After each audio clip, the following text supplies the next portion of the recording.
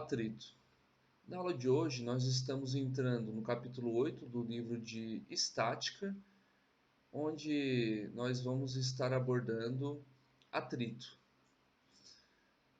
Muitos me perguntam se atrito é algo bom ou ruim, e eu respondo que depende, né? Na mecânica, em alguns casos, o atrito é benéfico, como em outros casos o atrito não é benéfico, né? Depende da ocasião, né? Então, por exemplo, se for pensar num sistema de transmissão, né, onde eu tenho um sistema com correia e polia, semelhante ao que vocês estão vendo, que nesse caso eu tenho um sistema com engrenagem e corrente. Mas vamos pensar num sistema com polia e correia.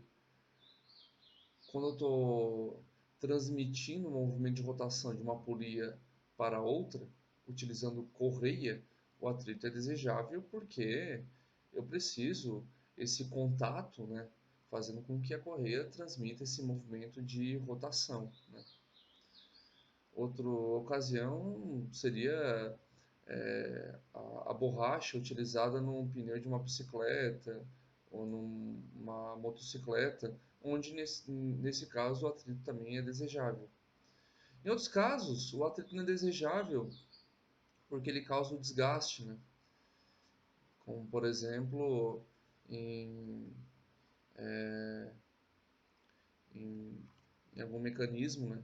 Onde tem o contato entre duas peças, entre a superfície de duas peças, esse contato acaba gerando um certo desgaste e até por isso é utilizado um óleo lubrificante, justamente para reduzir esse atrito, né?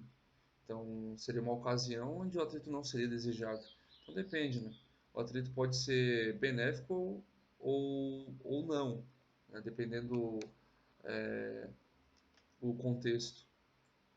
Então, aqui tem uma definição que diz o seguinte: que o atrito pode ser definido como uma força de resistência que atua em um corpo, evitando ou retardando seu deslizamento em relação ao segundo corpo, ou a uma superfície com o qual ele está em contato.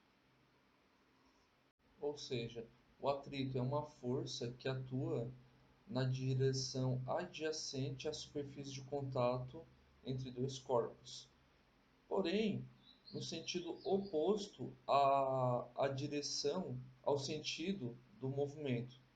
No caso, eu estou aplicando uma força no corpo, fazendo com que ele entre em movimento ou tende a entrar em movimento, e a força de atrito vai atuar na mesma direção, porém no sentido oposto, né? Adjacente à superfície de contato, porque a força de atrito ela atua justamente, né, na superfície de contato entre esses dois corpos. A força de atrito vai atuar adjacente à superfície de contato entre esses dois corpos, né? Então, imagina que um corpo está sofrendo uma força externa e está tendendo a entrar em movimento. Ele está tendendo. E essa força de atrito vai atuar na mesma direção, porém no sentido oposto, impedindo ou dificultando o movimento desse corpo, né? Então, o corpo pode estar em repouso ou em movimento, né? E essa força de atrito vai atuar nessa superfície de contato, né, adjacente à superfície de contato, na mesma direção, a direção da tendência do movimento do corpo, porém no sentido oposto. Então, imagina que o corpo está tendendo a transladar da esquerda para a direita, numa direção horizontal e no sentido que vai da esquerda para a direita. A força de atrito vai atuar nessa mesma direção horizontal, porém no sentido oposto, no sentido da direita para a esquerda. Então, essa força de atrito vai dificultar, vai restringir esse movimento, né?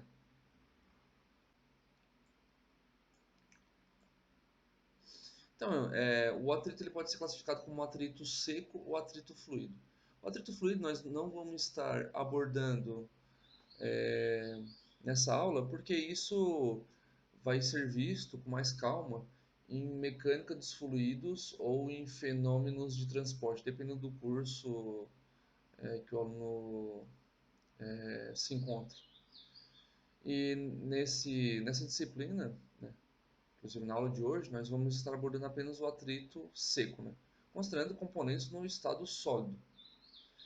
É importante destacar, né, que o óleo lubrificante que é utilizado em, em máquinas, equipamentos, né, ele tem a intenção de lubrificar, que é justamente diminuir o atrito que existe entre os componentes, né, entre a superfície de contato dos componentes. E esse óleo lubrificante, ele inclusive, ele minimiza o desgaste adesivo, desgaste abrasivo, a desgaste por fricção principalmente, né? Porque à medida que há o contato entre as superfícies de dois componentes, esse contato ele vai friccionar e com o tempo ele vai ser gerado um desgaste por abrasão e um desgaste por adesão, né? Então esse óleo lubrificante tem essa função de minimizar esse desgaste, né? Inclusive, esse óleo ele atua de forma que as superfícies não tem tanto contato, ele vai estar entre as superfícies de contato, né? Em certos momentos nem vai haver o contato, né? Porque entre os pontos que haveria o contato vai estar presente aquele filme de óleo, ou o contato vai ser parcial e com isso vai diminuir esse desgaste, né? Além do que, o óleo lubrificante ele tem a função de remover aquele calor existente. E normalmente em sistema de lubrificação existe um trocador de calor para que o óleo lubrificante ele perca calor, né?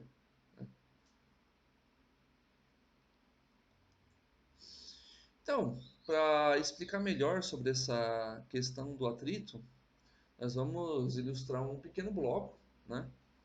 Como vocês estão vendo nessa figura, onde esse bloco tem uma força W e há uma superfície onde o bloco se encontra. Esse bloco está sujeito a uma força P.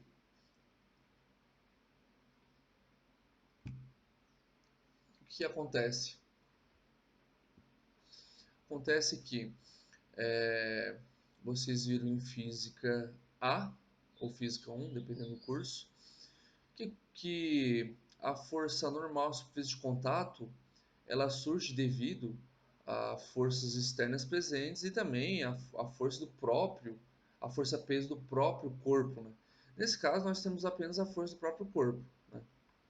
Então, analiso todas as forças presentes, encontro todas as componentes na direção normal à superfície de contato e encontro a normal à superfície de contato. Vai estar na mesma direção, né?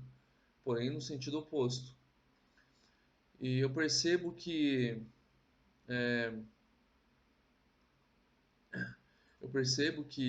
essa normal vai ser utilizada para calcular a força de atrito, né? Mas antes de a gente falar sobre isso, vamos se atentar ao seguinte detalhe, que quando a gente tem essa força normal, vão surgir, quando a gente tem essa força peso, né, W, vai ser gerada uma força normal, a superfície de contato, né, a um sentido contrário. E aqui eu estou mostrando um carregamento distribuído, porque vão haver vários pontos de contato. Então, se eu analisar mais perto analisar microscopicamente, como vocês estão vendo, vão ter apenas pontos de contato, né? Porque a superfície não é perfeitamente lisa e plana. Então vão haver pontos de contato, né, como vocês estão vendo, né? Delta N1, delta N2, delta NN, né? Então vão ter N pontos de contato. Por isso que eu estou mostrando aqui um carregamento distribuído, né? Porque existe N pontos de contato. Mas, para simplificar, a gente usa uma força equivalente, né? Que a gente chama simplesmente de força normal, né? Que atua normal na superfície de contato. E para a gente encontrar essa força de atrito, a gente precisa conhecer essa força normal, porque ela vai influenciar na força de atrito. Lembrando que eu tenho uma força peso do próprio corpo, uma força P atuando no corpo, né, fazendo com que o corpo tende a se movimentar da esquerda para a direita. E a força de atrito ela vai aparecer na mesma direção da força P, porém no sentido oposto. Então, essa força ela atua na mesma direção da força P, porém no sentido oposto, né? Sentido oposto. E atua adjacente à superfície de contato. E essa força de atrito vai ser responsável pelo impedimento ou pela restrição ao movimento relativo desse corpo em relação a essa superfície, como vocês estão vendo. Certo? Vamos ver o que está constando nesse texto do livro.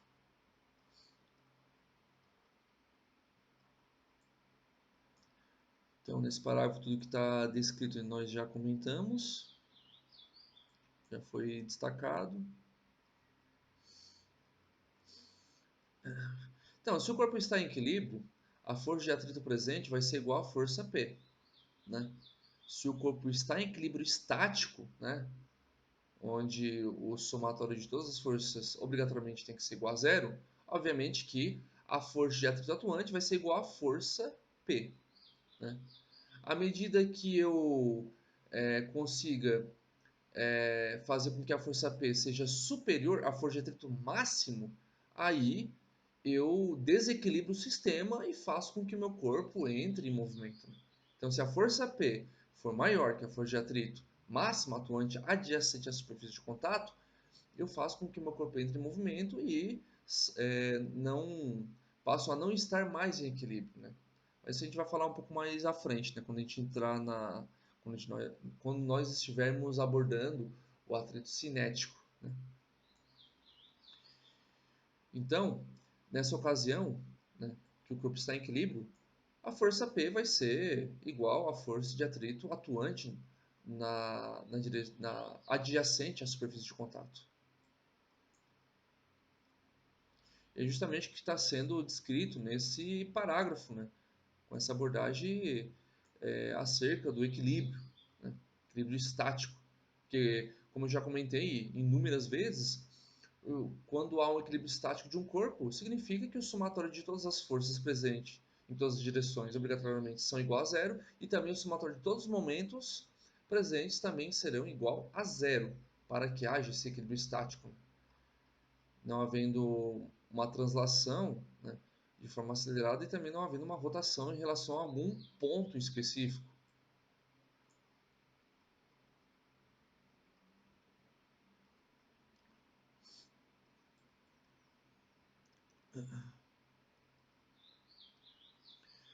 Então, nós estamos analisando o texto, né, onde está descrito exatamente o que já foi destacado. É que tem outro detalhe importante, né, que está falando sobre o possível tombamento, né? Como é que acontece um tombamento? Agora a gente está falando sobre a movimentação, sobre a possível translação do corpo, né?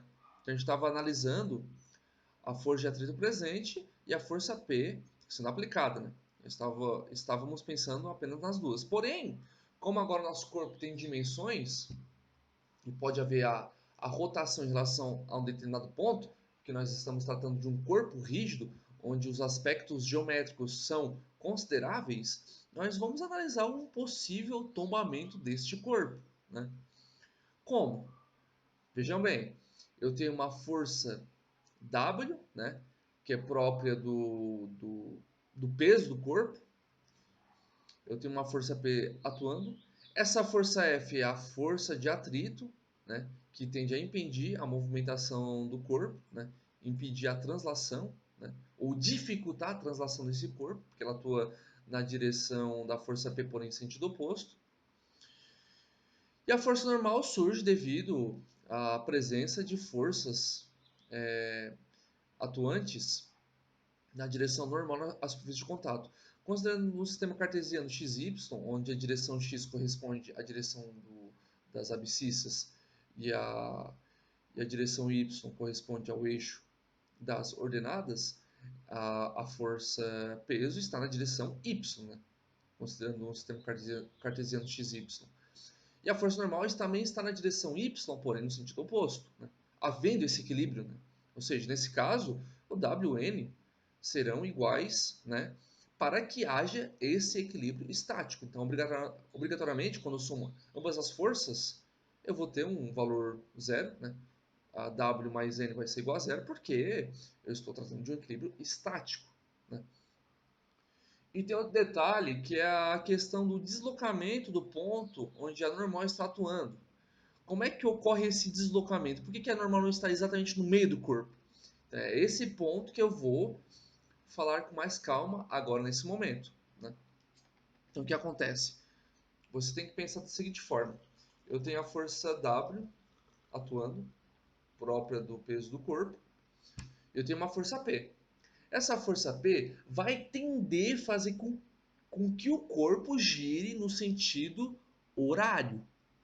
E para compensar, a força normal faz com que o corpo tende a girar no sentido anti-horário. Porque a força normal não vai fazer que o corpo gire no sentido anti-horário, né? Ela é uma força que compensa, né?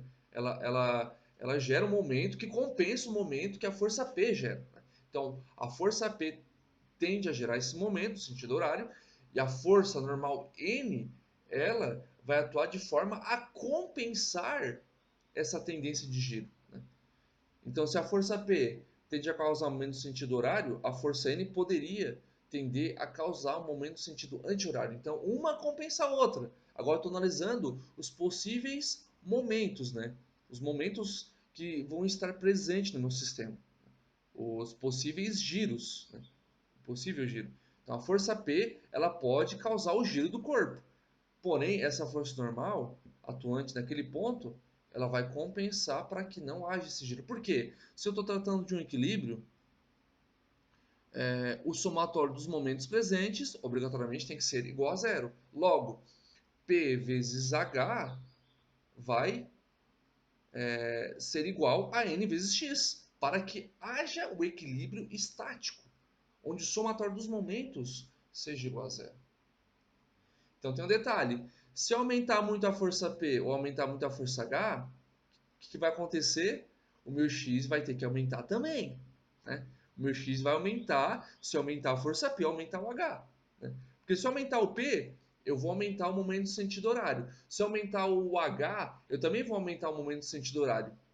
Então eu preciso ter um momento inverso para compensar, que é o n vezes x. Mas se o w é constante e por consequência o n constante, o x vai aumentar, né? Se aumentar o p ou aumentar o h, o x vai aumentar. Porém, o x tem um limite, que é quem?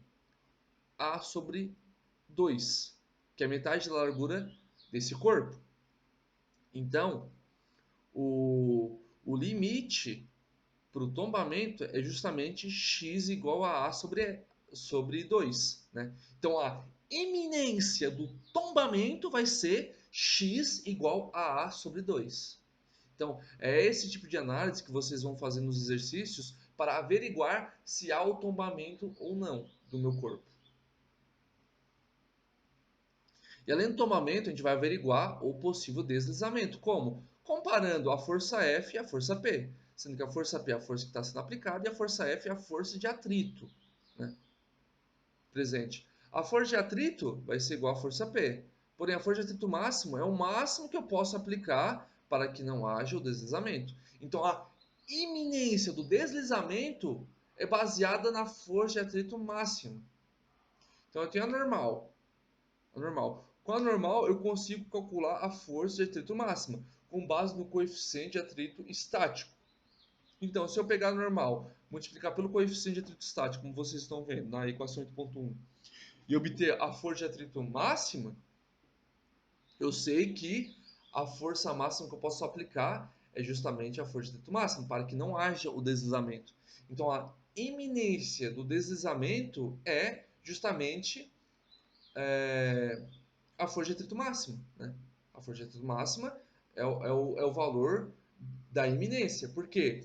Quando P for igual à força de atrito máxima, eu vou estar na iminência de deslizar o corpo. E se eu extravasar esse valor, se o meu P for um pouco maior do que a força de atrito máxima, eu vou fazer com que o meu corpo comece a deslizar, né?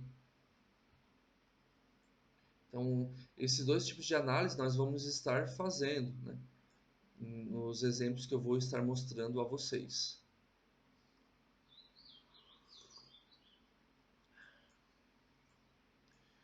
Então, eu tenho alguns valores tabelados, né, que mostram o coeficiente de atrito estático, que dependendo do material eu posso ter valores maiores ou menores. Claro que se eu for analisar com mais profundidade, eu vou saber que o coeficiente de atrito estático não depende só do material, mas também do estado de superfície. Então esses dados foram pegos em superfícies que estariam planas, né, com certo lixamento, né, uma rugosidade pequena, mas claro que esses valores podem aumentar e diminuir dependendo do estado da superfície do meu corpo, né?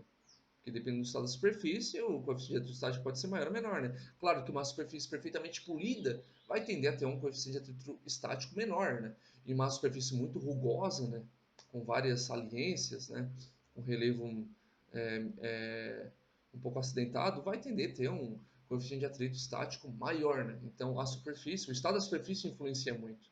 Mas a gente não vai entrar nesse mérito. E voltando à questão dessa fórmula, que é muito importante para nós, vou falar mais um pouco sobre ela, é que para calcular a força de atrito máximo de um corpo, eu vou pegar a normal presente, que é essa força, que eu já falei sobre ela, e o coeficiente de atrito estático, que é tabelado, característico de cada corpo. Né? Então, essa força de atrito máximo presente no corpo e a força normal, se eu comparar ambas, eu vou perceber que existe uma constante de proporcionalidade. E aqui eu estou enxergando uma equação de primeiro grau, né? Uma função de primeiro grau. Por quê? Porque eu tenho uma constante, né? E aqui eu tenho posso ter uma variação, né? Dependendo de quanto aumentar ou diminuir essa força normal com base nas forças atuantes externas, né? Então, eu posso dizer que esse meu μ, e, que eu estou chamando de coeficiente de atrito estático, é uma constante de proporcionalidade, né? Uma constante de proporcionalidade característica de cada material. E isso faz eu enxergar que essa equação, né, nada mais é do que uma equação de primeiro grau, né? Onde tem uma constante de proporcionalidade e dependendo do valor da normal, eu vou ter uma força de atrito, né? A força de atrito vai depender dessa normal, né? Quanto maior a normal, maior vai ser a força de atrito máxima que pode estar presente em um corpo, né? Pode estar presente na superfície de contato entre os corpos, né? Na direção adjacente à superfície de contato dos corpos. Né?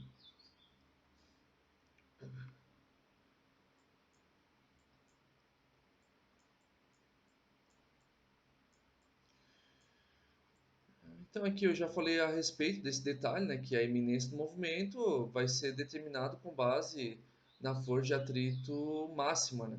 Que a força de atrito máxima vai mostrar onde está a iminência do movimento.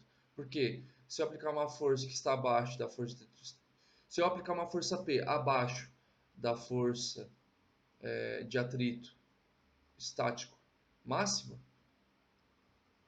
meu corpo não vai entrar em movimento. Se eu aplicar uma força P igual à força de atrito estático máxima, eu vou estar na iminência de movimento, né? Então, se a força de atrito máxima for igual à força P, eu vou estar na iminência, né, do movimento. A partir do momento que essa força P seja maior do que a força Fc, significa que eu vou entrar em movimento. Né? Então, esse tipo de análise que eu vou estar fazendo em um exemplo, né? comparando essa força P com a força de atrito estático máximo, né?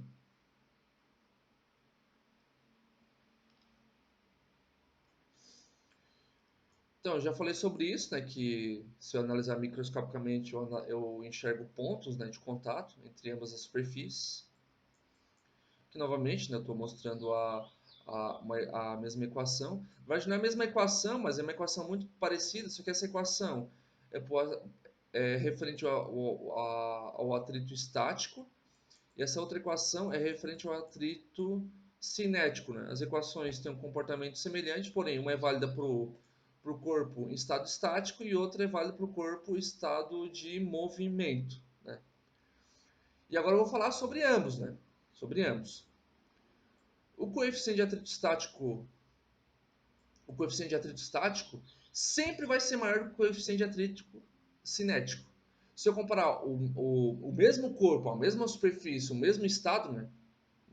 O mesmo corpo, o mesmo estado de superfície, né? A mesma mesmo nível de rugosidade, né? As mesmas condições, e comparar o atrito estático com o cinético, o coeficiente de atrito estático sempre vai ser maior do que o coeficiente de atrito cinético, ou seja, o coeficiente de atrito cinético sempre vai ser menor do que o coeficiente de atrito estático, né? E isso a gente pode perceber, por exemplo, eu pego um caixote, um caixote bem pesado, imagina um caixote bem pesado que está sobre uma superfície. Eu vou empurrar esse caixote. Eu vou fazer uma força muito grande para colocar esse caixote em movimento. Só que depois que eu coloco esse caixote em movimento, eu preciso fazer menos força para manter ele em movimento. Por quê? Porque o coeficiente de atrito cinético é menor. Logo, a força de atrito vai ser menor, que atua contra o movimento, né? Lembrando que a força de atrito ela atua adjacente à superfície de contato numa direção contrária, né, à direção do movimento do corpo. Na verdade, na mesma direção, porém no sentido oposto ao movimento do corpo, né? Eu estou empurrando um caixote, essa força de atrito atua na mesma direção, porém no sentido oposto ao movimento. Então ele atua impedindo, né, dificultando esse movimento do corpo, né? Dificultando esse deslizamento relativo do corpo em relação à superfície. Logo, se o coeficiente de atrito cinético for menor, a força de atrito cinético que atua contra o movimento do corpo também vai ser menor, né? Então, eu percebo que a força de atrito cinético que vai atuar contra o movimento do corpo vai ser menor, comparado à força de atrito estático, né? E aqui eu tenho um gráfico mostrando exatamente isso, né? Como eu falei, eu vou ter uma função linear, como vocês podem ver, né? Porque a equação mostra um comportamento linear, mostra um comportamento linear. Então eu vejo que eu tenho a força P aplicada e a força de atrito. Tem aqui um gráfico, né, mostrando a força F, né, correspondente à força de atrito, em função da força P.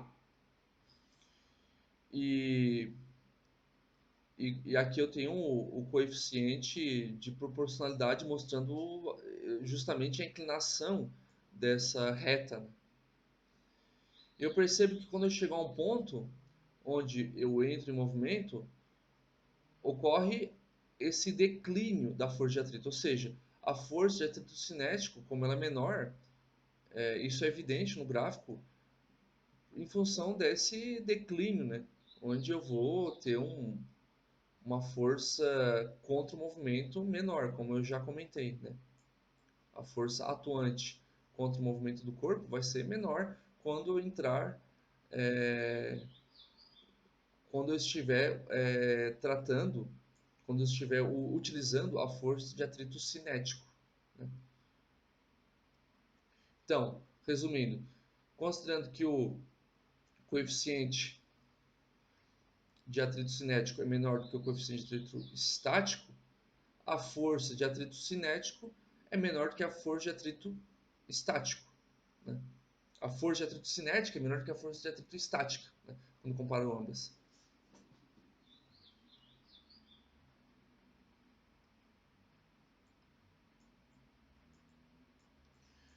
Aqui eu tenho alguns problemas envolvendo atrito a seco, né? Que eu vou estar. Na verdade, eu não vou falar sobre esses casos porque eu tenho alguns exemplos resolvidos nesse livro que abordam exatamente esses casos, né? Então eu vou falar sobre os exemplos porque eu vou estar abordando justamente esses casos, né, que vocês estão vendo. São casos, né, problemas envolvendo o atrito a seco, que eu vou estar abordando nos exemplos resolvidos.